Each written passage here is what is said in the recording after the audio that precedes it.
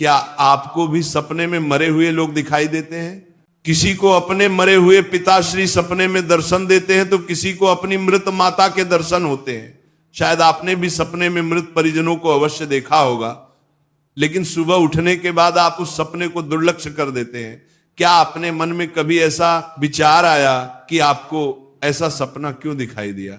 इस सपने का अर्थ क्या हो सकता है? लेकिन क्या आप जानते हैं, सपने में मरे हुए परिजन दिखाई देने पर हमें महत्वपूर्ण संकेत भी मिलते हैं। सपने में मृत परिजन दिखाई देना कोई आम बात नहीं है।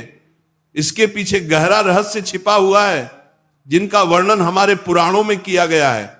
तो चलिए आपको सुनाते हैं वह प्राचीन महान कथा। इस कथा को सुनने मात्र से ही पितरों की कृपा प्राप्त होती है। आइए सुनते हैं वह कथा। एक बार देवर्षि नारद यमराज से मिलने के लिए यमलोक जाते हैं। यमराज देवर्षि नारद का बड़े प्रेम से आदर एवं सत्कार करते हैं और उन्हें प्रणाम करते हुए पूछने लगते हैं, देवर्षि, यमपुरी में आपका स्वागत है। आपके दर्शन से आज मैं धन्य हुआ और आपके चरण पड़ने से यमपुरी की शोभा बढ़ गई है। इस प्रकार से यमराज के द्वारा स्वागत किए जाने पर देवर्षि नारद प्रसन्न होते हैं और यमराज को भी प्रणाम करते हैं और कहते हैं, हे मृत्यु के देवता यमराज, आपको भी मेरा प्रणाम है। आपके आदर सत्कार से हम अत्यंत प्रसन्न हुए। फिर यमराज नारद जी से कहते हैं, हे देवर्षि, आज आपका यमलोक में आने का क्या प्रयोजन है? अवश्य ही कोई महत्वपूर्ण कार्य अथवा कोई महत्वपूर्ण समाचार लेकर आप आए होंगे, या फिर हमसे कोई भूल तो नहीं हुई है? कृपया बताइए, मैं आपकी क्या सेवा कर सकता हूं? तब देवर्षि नारद कहते हैं, हे धर्मराज, आप तो मृत्यु के तथा न्याय के देवता हैं। आप तीनों लोकों के सभी जीवित और मृत प्राणियों का लेखा जोखा रखते हैं। आपको समस्त चराचर के भूत और भविष्य का भी ज्ञान है। इसीलिए मैं आपके पास कुछ शंका लेकर आया हूं, जिसे दूर करने की कृपा करें। फिर यमराज कहते हैं, हे देवर्षि, आप सत्य कहते हो। हम तीनों लोकों में निवास करने वाले सभी जीवित और मृत प्राणियों का लेखा जोखा अवश्य रखते हैं, किंतु आपके मन की बात जानना हमारे बस का नहीं है। आप तो तीनों लोकों की खबर रखते हैं। आप भगवान विष्णु के सबसे प्रिय भक्त हैं। आप समस्त शास्त्रों का भी ज्ञान रखते हैं। किंतु अगर आप मुझसे कुछ जानना चाहते हैं तो मैं अवश्य ही आपकी सहायता करूंगा। हे देवर्षि, आपकी जो भी शंका और प्रश्न है आप निसंकोच पूछ सकते हैं। मैं अपने सामर्थ्य के अनुसार उनका जवाब देने का प्रयास अवश्य ही करूंगा। देवर्षि नारद कहते हैं, हे यमराज, मैं पृथ्वी लोक का भ्रमण करके आया हूं। मैंने पिशाच, प्रेत, कुष्मांड, बेताल, चुड़ैल, पिशाचिनी आदि प्रकार की कई विचित्र चीजें देखी हैं जो जंगल में निवास करती हैं। इसके साथ ही मैंने देखा है, ये सभी दुष्ट शक्तियां मनुष्यों को परेशान करती हैं, उन्हें दुख देती है। इसका क्या कारण है? ये सभी बुरी शक्तियां मनुष्य को क्यों परेशान करती हैं? तथा मेरे मन में एक प्रश्न है कि मनुष्य कई बार सपने में अपने पूर्वजों को देखता है, तो इसका क्या अर्थ होता है? सपने में मरे हुए लोग दिखाई देने का क्या मतलब है? इससे मनुष्य को कौन से संकेत मिलते हैं? मैं समस्त मनुष्य जाति के कल्याण के लिए इन प्रश्नों के उत्तर जानने के लिए ही आपके पास आया हूं। नारद जी के प्रश्न सुनकर यमराज कहते हैं, हे देवर्षि, आपने समस्त मानव जाति के कल्याण के लिए उचित ही प्रश्न किया है। मैं आपको इन सभी प्रश्नों के उत्तर अवश्य देता हूं, किंतु उससे पहले मैं आपको एक अत्यंत पवित्र कथा सुनाता हूं। इस कथा में आपको सभी प्रश्नों के उत्तर मिल जाएंगे। आप इस कथा को ध्यान से अवश्य सुने। जो भी मनुष्य इस कथा का श्रवण करता है, मैं उसके 32 अपराध माफ करता हूं। तब नारद जी कहते हैं, हे धर्मराज, आप मुझे वह महान कथा सुनाइए, मैं इसे ध्यान से सुनूंगा। तो फिर यमराज देवर्षि नारद को ये महान कथा सुनाते हैं। तो चलिए आपको वह कथा सुनाते हैं। आप सभी इस कथा को ध्यान से सुनिए। एक समय की बात है, मध्य देश में एक अत्यंत शोभायमान नगरी थी, जहां पर एक सेठ अपने 4 भाइयों के साथ निवास करता था। उस सेठ का नाम धर्मन था। उसके 4 भाई सुमन, नंदन, विरोचन और विद्वान थे। सेठ और उसके सभी भाइयों का विवाह हो चुका था और सभी बड़े प्रेम के साथ एक दूसरे के साथ रहते थे। सेठ के पास किसी चीज की कोई कमी नहीं थी। वह और उसके भाई बहुत मेहनती थे और मिलजुल कर व्यापार और खेती करते थे। पूरे नगर में सेठ के जितना कोई धनवान नहीं था। ये सारी संपत्ति सेठ को उसके पूर्वजों से ही प्राप्त हुई थी। सेठ के पूर्वज महादानी और दयावान थे। वे सभी दान धर्म तथा अनेक प्रकार के यज्ञ हवन आदि धार्मिक कार्य किया करते थे।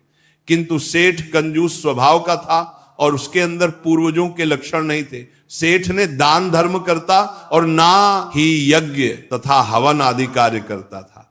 सेठ ने धन तो बहुत इकट्ठा किया था, किंतु उसने कभी अपने धन का सदुपयोग नहीं किया। उसने कभी किसी को फूटी कौड़ी भी दान में नहीं दी और ना ही उसने कभी दूसरों को भोजन कराया।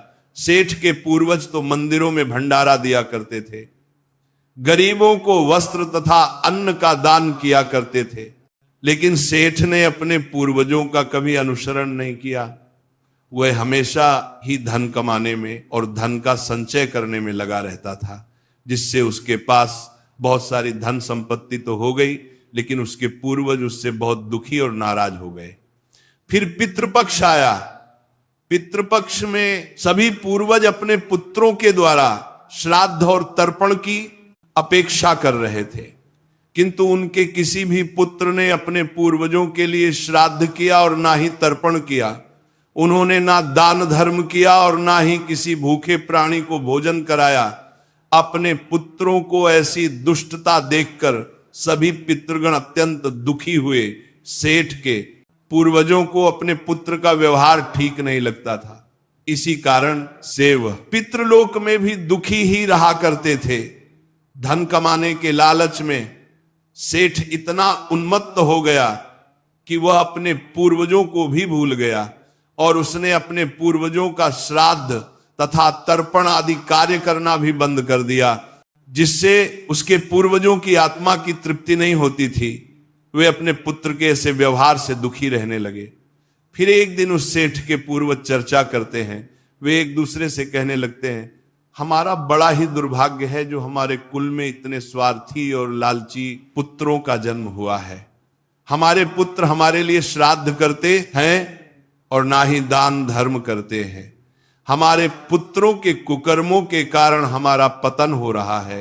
इस प्रकार से विचार करके वे सभी पितृ अपने पुत्रों से मिलने के लिए जाने के विषय में सोचने लगते हैं और कहते हैं हमें यमराज के पास जाना चाहिए।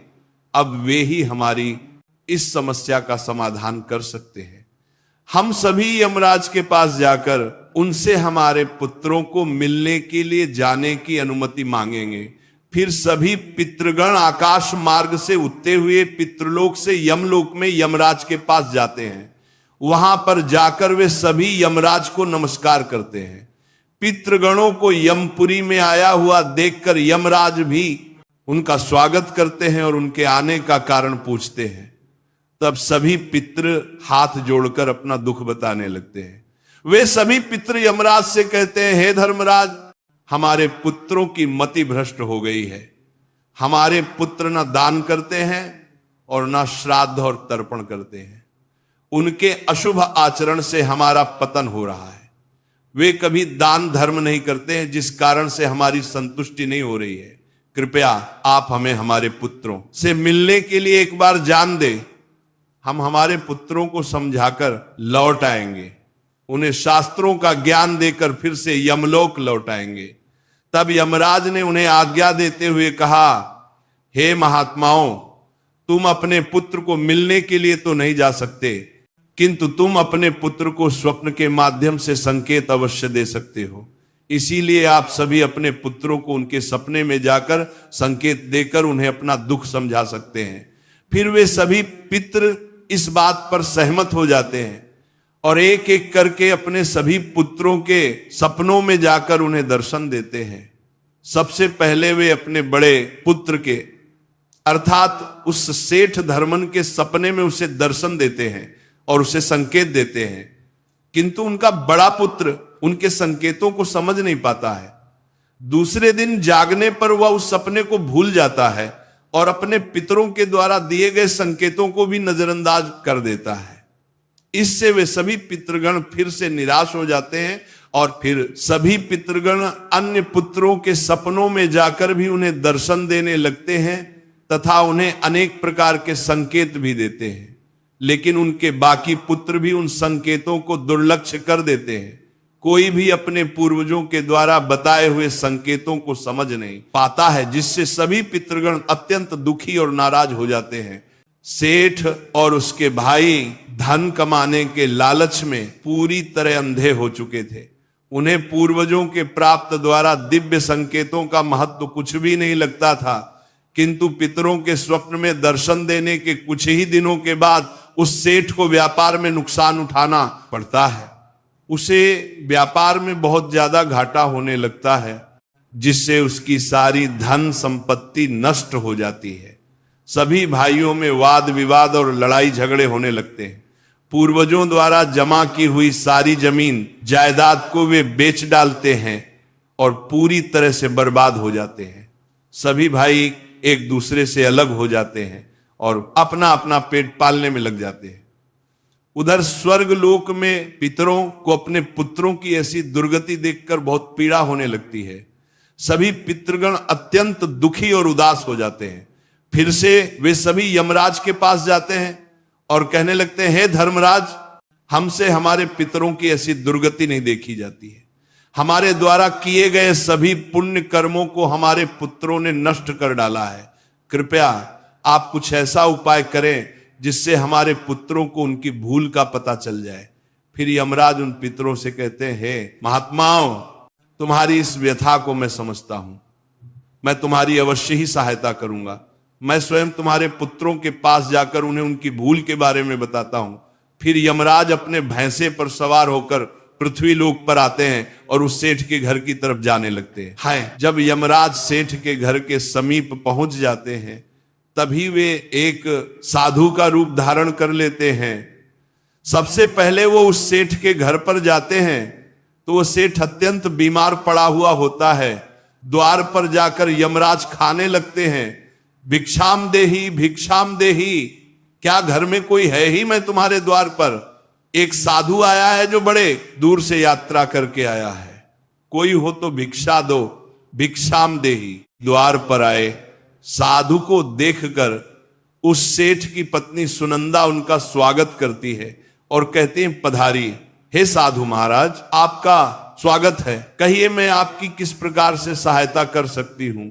वे साधु रूपी यमराज कहते हैं, हे देवी, मैं भूखा हूं और यात्रा पर निकला हूं। यदि दान में कुछ भोजन मिल जाए तो बड़ी कृपा होगी। फिर सेठ की पत्नी कहती है, ठीक है साधु महाराज, आप रुकिए, मैं अभी आपके लिए कुछ भोजन लेकर आती हूं। सेठ की पत्नी के चेहरे पर दुख के हाव भाव देखकर वह साधु रूपी यमराज कहने लगते हैं, हे पुत्री, तुम्हारे मुखमंडल पर दुख दिखाई पड़ रहा है। अगर कोई गोपनीय बात ना हो तो मुझे बताओ तुम्हारे दुख का क्या कारण है? वह स्त्री कहती है, हे साधु महाराज, आप सत्य कह रहे हैं। पहले हम बहुत धनवान और समृद्ध थे। मेरे पति और उनके भाई सभी साथ साथ रहते थे, किंतु अचानक ही सभी भाइयों में झगड़ा हो गया। अचानक से हमारा सारा व्यापार दब गया और हम सभी दरिद्र हो गए हैं। ये किस दोष के कारण हुआ है? कृपया आप हमें बताइए। तब साधु कहता है, हे पुत्री, तुम्हारे घर में पितृ दोष है, इस कारण से तुम्हारे पति की यह दशा हुई है। तुम्हारे पति के कर्मों के कारण उसके पूर्वज रुष्ट हुए हैं। साधु की बात सुनकर वह सेठ वहां पर आता है और साधु से पूछने लगता है, हे साधु महाराज, कृपया मुझे बताइए, मैंने ऐसा कौन सा पाप किया है जो मेरा सब कुछ बर्बाद हो गया? मेरे भाई भी मुझे छोड़कर चले गए और मैं बीमार पड़ गया। तब वो साधु कहते हैं, हे पुत्र, तुमने अपने पूर्वजों को नाराज किया है। तुम्हारे पूर्वजों ने जो संपत्ति और पुण्य अर्जित किया था उसे तुमने और तुम्हारे भाइयों ने नष्ट कर दिया। इसी कारण से तुम्हारी यह दुर्गति हुई है। तुम लोगों ने अपने पितरों का श्राद्ध नहीं किया, उनका तर्पण नहीं किया। इसी कारण से तुम्हारे सभी पूर्वज तुमसे रुष्ट हो गए हैं। तुम्हारे पूर्वजों ने सपने में आकर तुम्हें कई महत्वपूर्ण संकेत दिए थे, किंतु तुमने उन संकेतों को दुर्लक्ष्य कर दिया और अपने पूर्वजों को अपमानित किया है। यही कारण है कि तुम्हारा सारा वैभव नष्ट हो चुका है।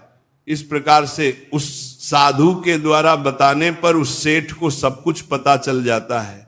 उसे याद आता है कि उसके सपने में उसके पूर्वजों ने उसे दर्शन दिए थे।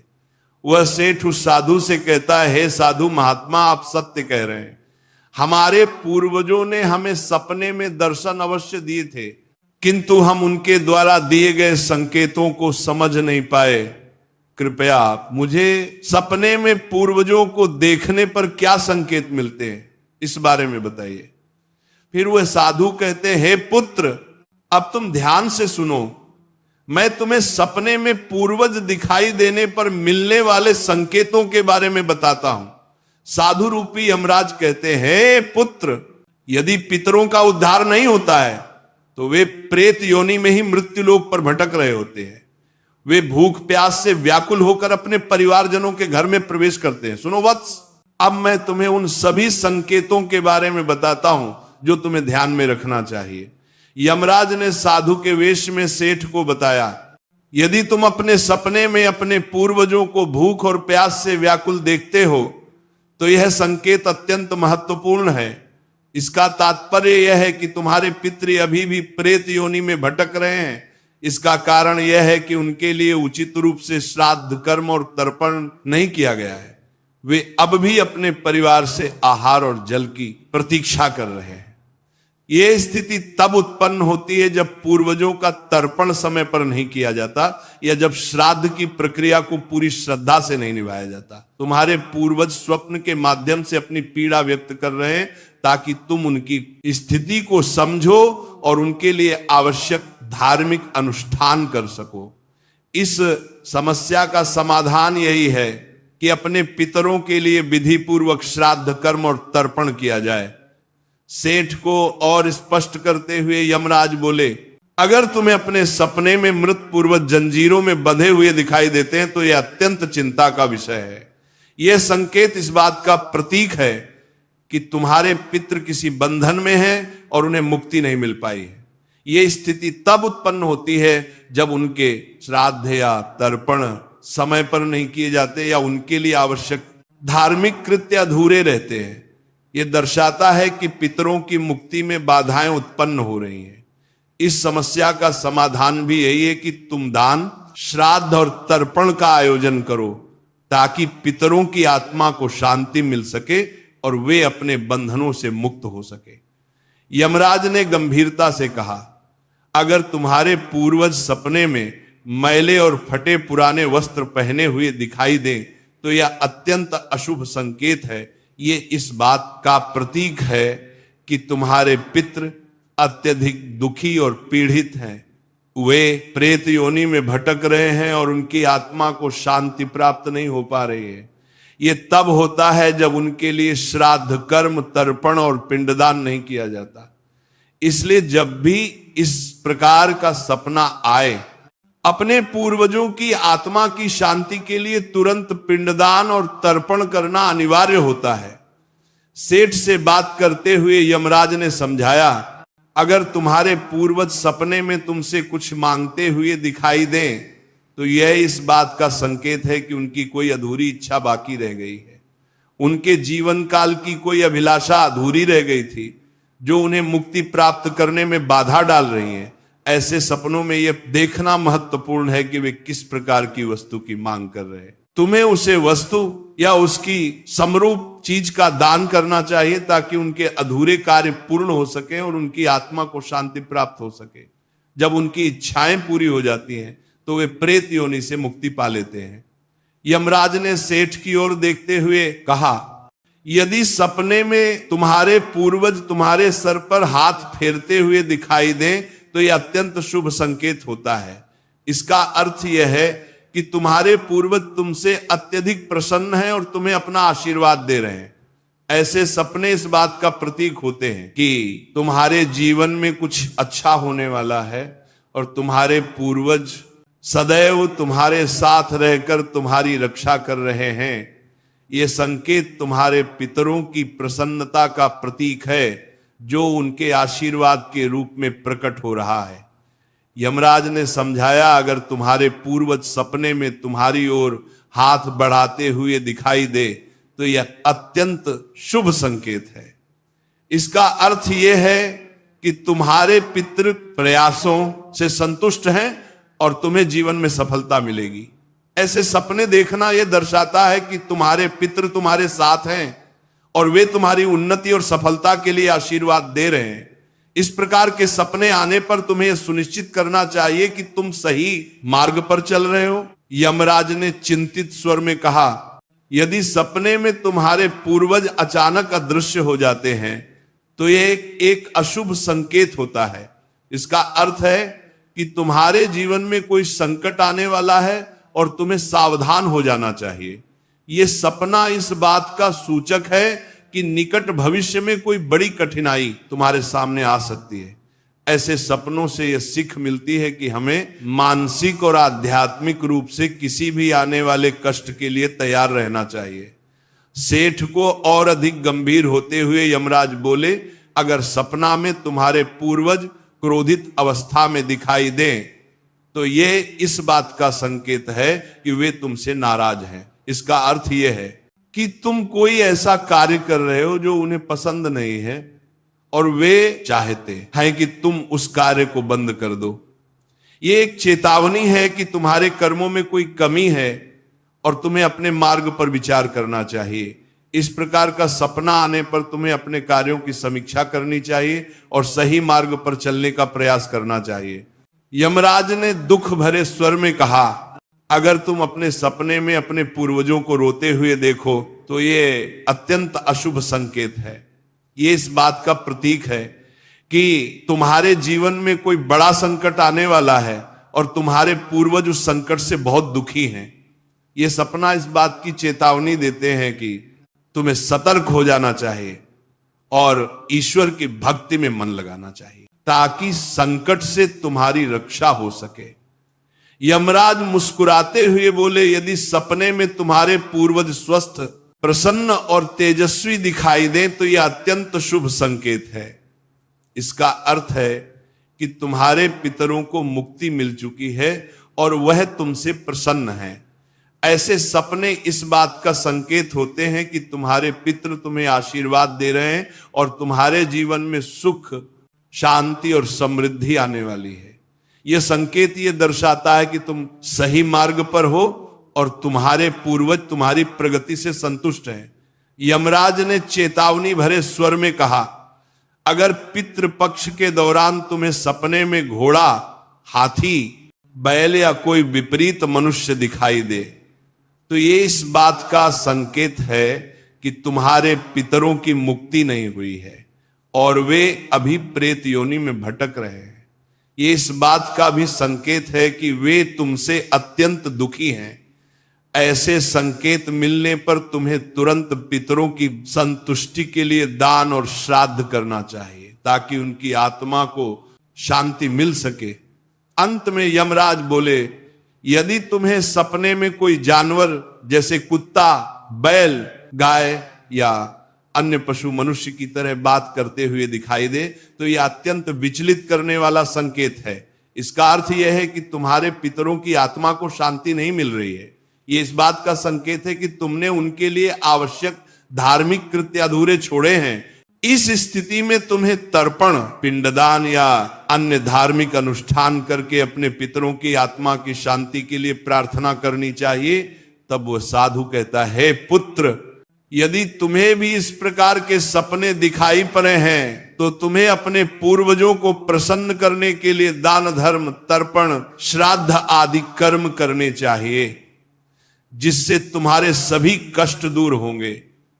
उस साधु की बात सुनकर उस सेठ को अपनी गलती का एहसास हो जाता है और वह तुरंत ही अपने भाइयों के पास जाता है और उन्हें साधु के द्वारा बताई हुई बात बता देता है। फिर सभी भाइयों को समझ बनने में आ जाता है कि उनके पूर्वज उन्हें सपने में आकर संकेत दे रहे थे। फिर वे सभी भाई मिलकर नदी के तट पर जाते हैं और अपने पूर्वजों के लिए श्राद्ध, तर्पण, दान धर्म आदि कार्य करते हैं और अपने पितरों को संतुष्ट करते हैं। फिर एक दिन उनके पूर्वज उनके सपने में आकर उन्हें दर्शन देते हैं और उन्हें नाना प्रकार के संकेत देते हैं। वे सभी संकेत शुभ होते हैं, अपने पितरों के द्वारा शुभ संकेत प्राप्त होने पर उन सभी भाइयों का जीवन खुशियों से भर जाता है। उनके सभी रोग और दोष समाप्त होते हैं। वे फिर एकजुट होकर रहने लगते हैं और खूब तरक्की करते हैं। यमराज नारद जी से कहते हैं, हे देवर्षि, जब मनुष्य के पूर्वज संतुष्ट हो जाते हैं तब मनुष्यों को अनेक प्रकार के संकेत प्राप्त होते हैं। अब मैं तुम्हें उन शुभ संकेतों के विषय में बताता हूं। यदि सपने में मृत परिजन सिर पर हाथ फिराते हुए दिखाई देते हैं, इस सपने का अर्थ यह है कि वे बहुत अधिक प्रसन्न हैं। पूर्वज ये संकेत दे रहे हैं कि उस मनुष्य के जीवन में कुछ बहुत ही अच्छा होने वाला है। यदि पूर्वज मनुष्य की ओर हाथ बढ़ाते हुए दिखाई देते हैं तो पूर्वज यह संकेत दे रहे हैं कि मनुष्य जो भी काम कर रहे हैं उससे वे संतुष्ट हैं और उसे उस कार्य में अवश्य ही सफलता प्राप्त होगी। यदि सपने में पूर्वज स्वस्थ दिखाई देते हैं, उनके मुखमंडल पर तेज दिखाई देता है और उनके वस्त्र चमकीले और सफेद रंग के होते हैं, तो उन पितरों को मुक्ति मिल चुकी है, ऐसा समझना चाहिए। अगर सपने में पूर्वज दूर आकाश में बादलों पर बैठे हुए दिखाई देते हैं तो यह शुभ संकेत है। मनुष्य के पूर्वज अत्यंत प्रसन्न है और उसे आशीर्वाद दे रहे हैं। इस प्रकार से उन सभी भाइयों को पूर्वजों के द्वारा शुभ संकेत प्राप्त होते हैं और उनका खोया हुआ सारा धन और संपत्ति उन्हें वापस मिल जाते हैं और सभी भाई मिलजुल कर एक साथ रहने लगते हैं और सुख पूर्वक 100 वर्षों तक जीवन व्यतीत करके दिव्य विमान में बैठकर पितृलोक चले जाते हैं। तो इस प्रकार से यमराज ने देवर्षि नारद को पितरों के द्वारा मिलने वाले संकेत बताए हैं